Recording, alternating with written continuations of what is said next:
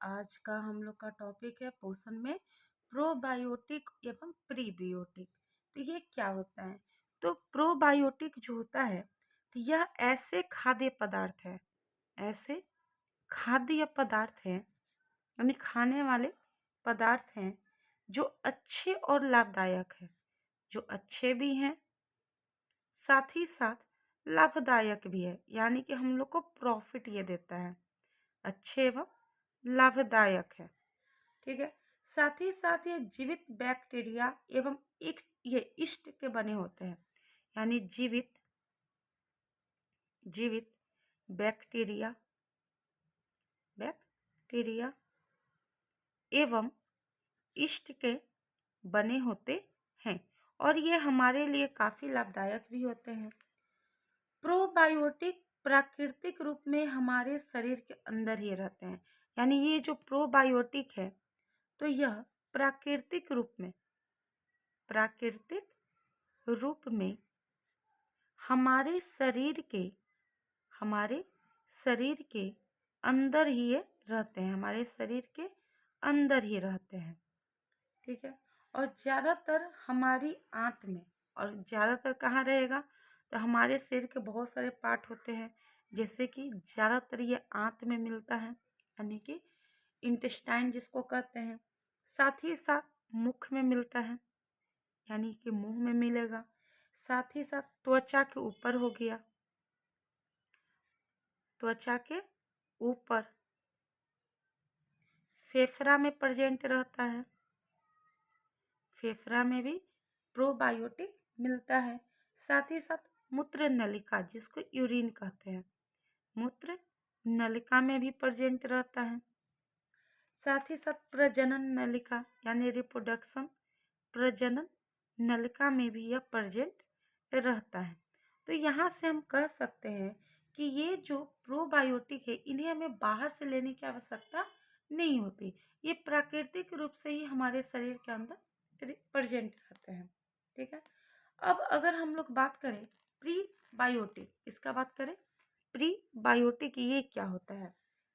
तो ये ऐसे खाद्य पदार्थ होते हैं, ये ऐसे खाद्य पदार्थ होते हैं, खाद्य पदार्थ होते हैं जो जो फाइबर और कार्बोहाइड्रेट के बने होते हैं।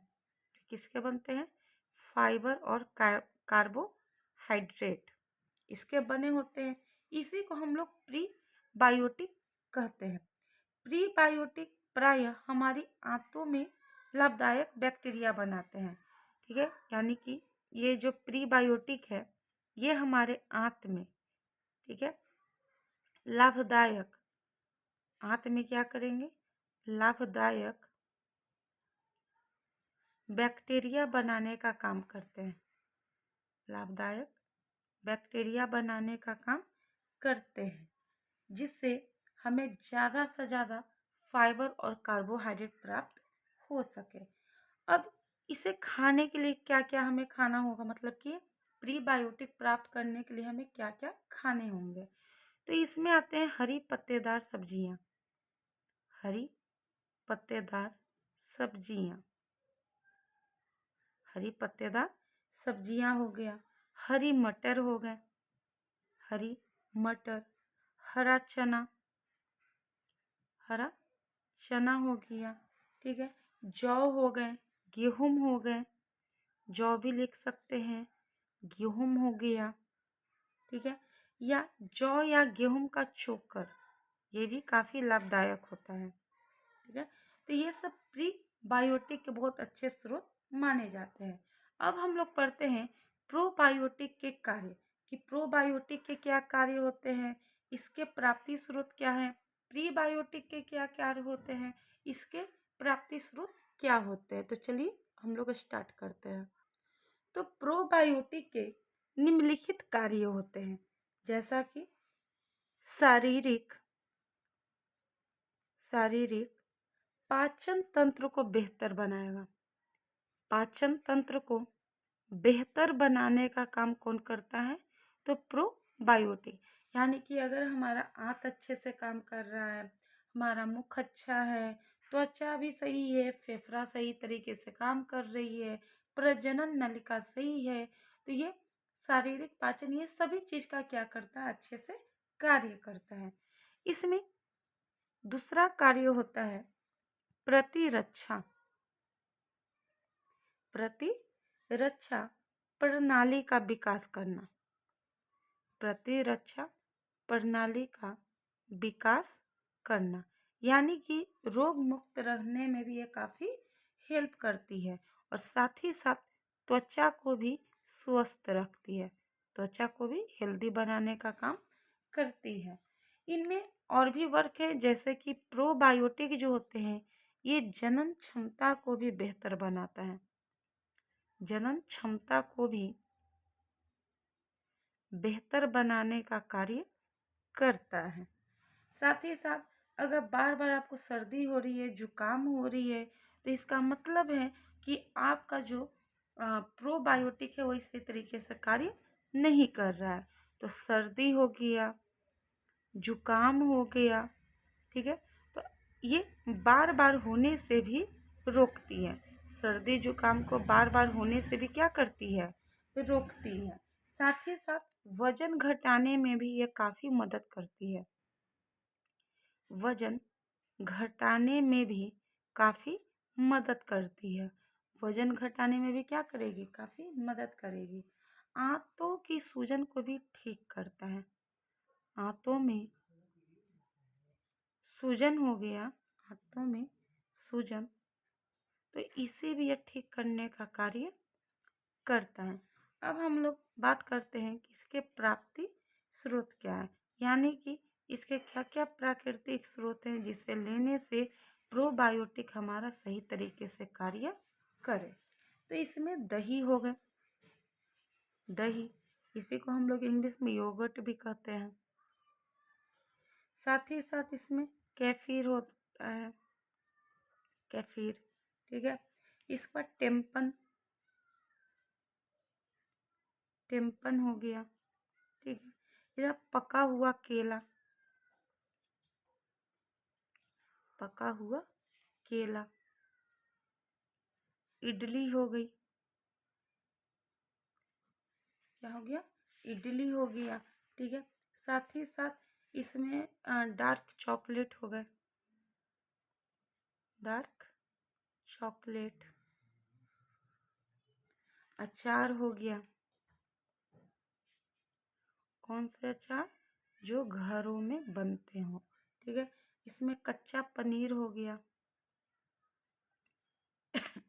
कच्चा पनीर हो गया। छाछ हो गया, जिसे नॉर्मली लैंग्वेज में हम लोग मट्ठा कहते हैं, ठीक है। उसके बाद सेव का सिरका हो गया, सेब का सिरका। उसके बाद हरी मटर हो गए, हरी मटर। फिर कस्टर्ड सेव हो गया, कौन सा सेव, कस्टर्ड सेव, ठीक है। इसके बाद और भी कर सकते हैं, तो मीसो आता है, एक फ्रूट आता है। ये सब खाने से हमारे बॉडी के अंदर प्रोबायोटिक बहुत अच्छे से कार्य करना शुरू कर देता है। अगर हम लोग प्रीबायोटिक का बात करें, तो प्रीबायोटिक का कार्य होता है कि आंत में लाभदायक, आंत में लाभदायक बैक्टीरिया का निर्माण करना, बैक्टीरिया का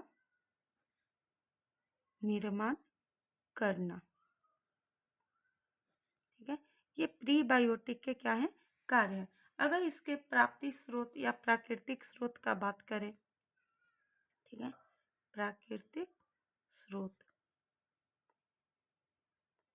तो इसमें आते हैं हरी पत्तेदार सब्जियां, हरी पत्तेदार सब्जियां, हरी मटर, हरा चना, ठीक है। जौ एवं गेहूं के ये जौ हो गया, साथ में गेहूं हो गए, और ये दोनों का क्या होना चाहिए, चोकर। ये काफ़ी लाभदायक होते हैं। तो आज का हम लोग का लास्ट टॉपिक है मिल्क। तो चलिए अब हम लोग दूध यानी मिल्क के बारे में बात करते हैं। तो दूध एक पायस, दूध एक पायस का उदाहरण है। पायस का क्या है, उदाहरण है, जिसमें विलय एवं विलायक, विलय एवं विलायक दोनों द्रव अवस्था में पाए जाते हैं। दोनों कैसे होते हैं, तो द्रव अवस्था में पाए जाते हैं। दूध में लगभग 85% पानी होता है। दूध में लगभग 85% पानी होता है। साथ ही साथ इसमें vitamin B complex vitamin A, vitamin D, vitamin E, ये सभी मौजूद होते हैं। अगर हम लोग दूध का क्वथनांक का बात करें, दूध का क्वथनांक, तो दूध का क्वथनांक 102 से 115 डिग्री सेल्सियस तक होता है। इसमें कुल 3 प्रकार के प्रोटीन होते हैं। इसमें कितने प्रकार के, 3 प्रकार के प्रोटीन होते हैं। यानी कि दूध का अगर बात किया जाए तो इसमें 3 प्रकार के प्रोटीन होते हैं। कितने प्रकार के, 3 प्रकार के प्रोटीन होते हैं, जिसमें से कैसीन और एल्बुमिन, कैसीन और एल्बुमिन नामक प्रोटीन काफ़ी इम्पॉर्टेंट होता है। एक तीसरा प्रोटीन होता है जिसे हम लोग कहते हैं कैरोटीन, जिसे क्या कहते हैं, कैरोटीन। तो कैरोटीन के कारण दूध या घी पीला होता है। इसके कारण क्या होता है, दूध हो गया या फिर आप घी कह सकते हैं, दूध घी, ठीक है, दूध हो गया, घी हो गया, ये दोनों कैसे रंग के होते हैं, तो ये पीला रंग का होता है। ठीक है, दूध में विटामिन सी और लोहा नहीं पाया जाता। अगर दूध का बात करें, ठीक है, दूध का, तो इसमें विटामिन सी और लोहा, ये दोनों नहीं पाया जाता। साथ ही साथ ये जो घी है, ये घी, ठीक है, मैं यहाँ पे ऐसा कर देती हूँ, ये जो घी है, तो ये घी में एक सुगंध आती है जो डाई एस्टिल के कारण इस घी में सुगंध आती है, यानी कि महक आती है, जो कि बहुत प्यारा लगता है। साथ ही साथ मुर्रा भैंस जो होती है, भैंस का नाम है, जिसका नाम, एक भैंस है जिसका नाम मुर्रा भैंस है, ठीक है, मुर्रा भैंस, ये सबसे ज़्यादा दूध देती है। यह सबसे ज़्यादा दूध देती है। जबकि एक और है होल्स्टीन फ्रीजियन, ठीक है, ये भी गाय है, यानी गाय की ही प्रजाति है, गाय की प्रजाति, ठीक है, ये भी सबसे ज़्यादा दूध देती है। तो आज का टॉपिक हम लोग का यहीं तक था। तो प्लीज़ लाइक करें, शेयर करें, और अगर आप पहली बार मेरे चैनल पे आए हैं तो सब्सक्राइब करें